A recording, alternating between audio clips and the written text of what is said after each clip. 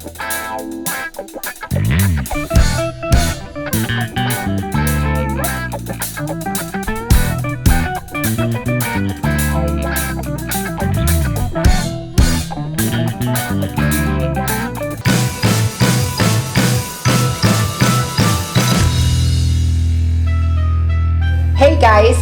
guys, today we're in the New York studio and we are hanging with best-selling American novelist via Skype, Andrew Neiderman.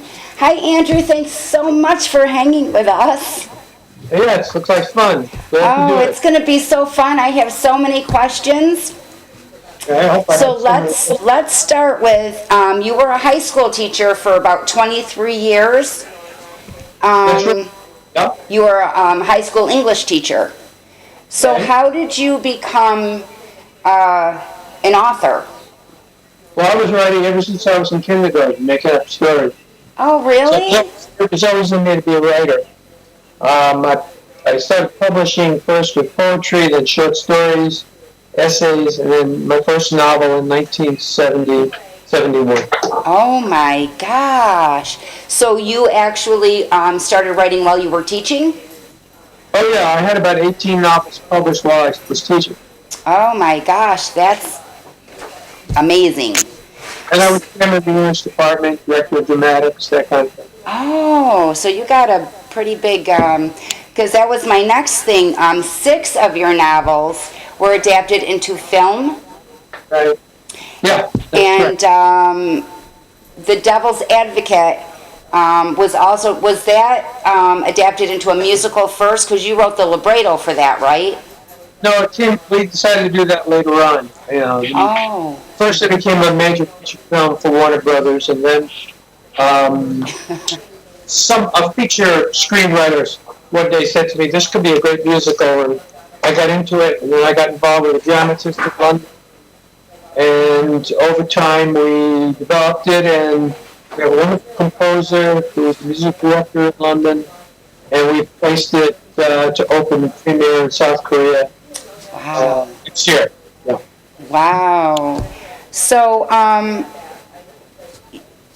along with that, then The Maddening, Rain, and Pin, they all became films. They all became features.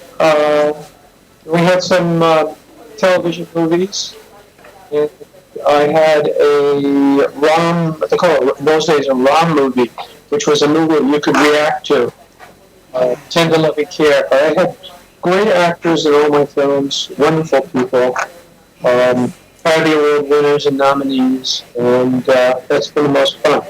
Yeah, I know. Yeah. So then, let's see, what I was going to ask you, in like 1986-ish, was it? You started ghostwriting for V.C. Andrews? February 1987. Yeah. So, wow, you're a busy guy. So how did that come about? I read her estate didn't want to leave her stuff. So did they approach you? I had the same editor, the same agent at the time.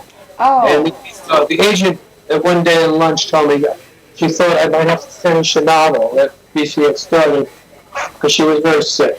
Yeah. And eventually I did that and then continued the franchise. I've been doing it for over 30 years now. I know. Oh, and they're just wonderful. I have some here. She was one of my favorite authors. I started reading her when I was 12. Yes, that seems to be the case. The reading level, age group seems to go from like 11 into the 70s because grandmothers are reading it still, and the daughters are reading it, now the granddaughters are reading it. We have 107 million copies of V.C. Andrews in the world.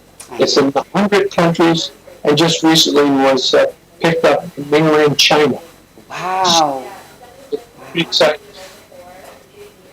V.C. Andrews is a very unique franchise. It's one of the oldest in American publishing history. It's gone over 37 years, with 2 to 3 books a year published every year since it started. So that makes it really like the most prolific franchise American published. And I just completed the stage play of Flowers in the Attic. Yeah. We're Broadway company, and we're going to have a big meeting in June and work on the strategy to bring it to New York. Wow, that's just outstanding. It's outstanding. So where do you find your favorite place to write to bring you your inspirations? Well, a writer can take his baggage anywhere he is.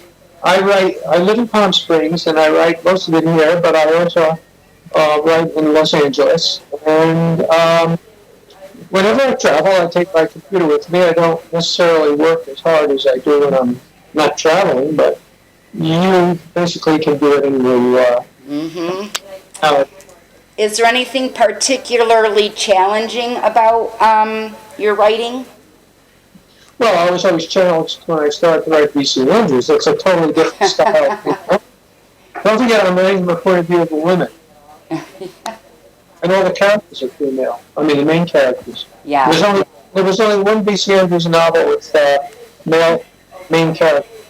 Yeah, is that this one? Oh, no, she's not this one, right? Christopher's Diaries?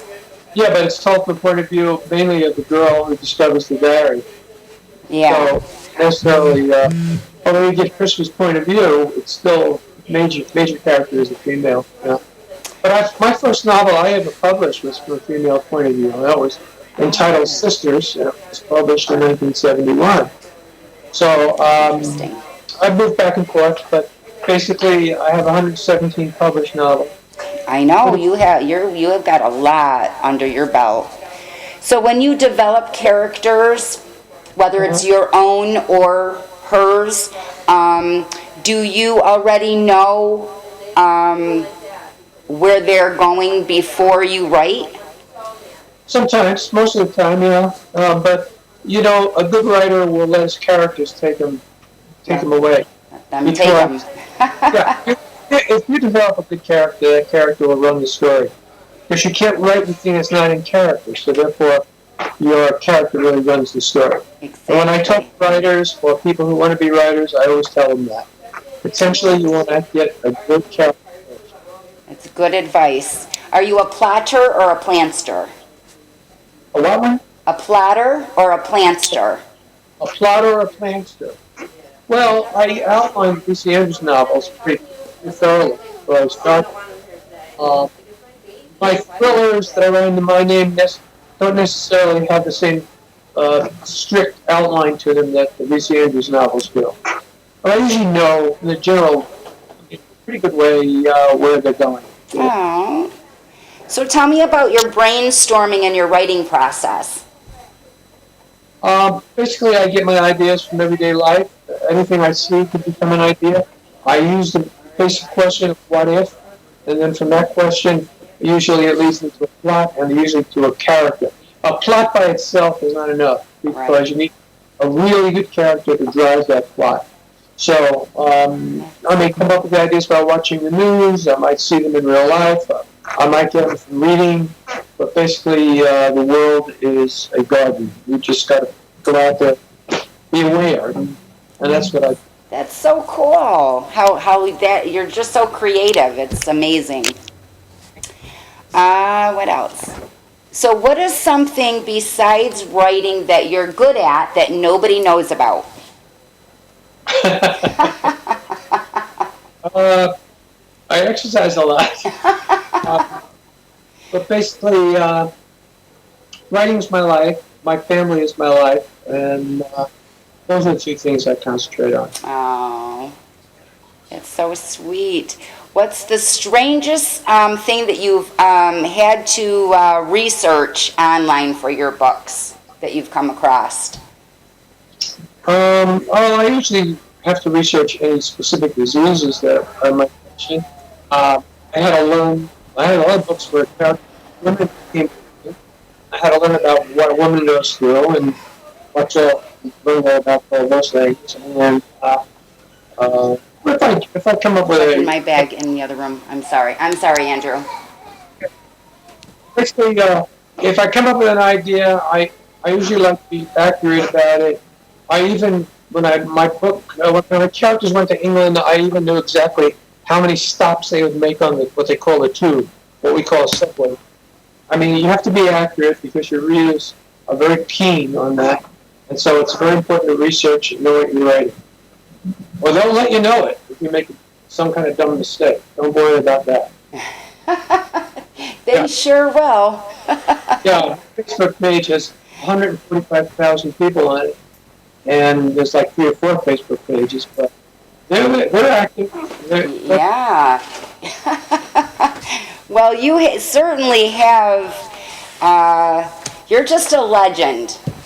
And I'm so beside myself because you're one of my favorite people, and I can't thank you enough for hanging with me.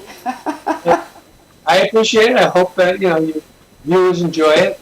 And, Absolutely. Okay. Well, hold 1 second. Don't hang up. Guys, it's been great. We have had the best time hanging with Andrew Neiderman. Don't forget to hit that like button, leave a comment, and let us know what you think of today's show and our guests. You can also check the guest link below. Remember to subscribe, log in, and stay tuned to see who we're hanging with next.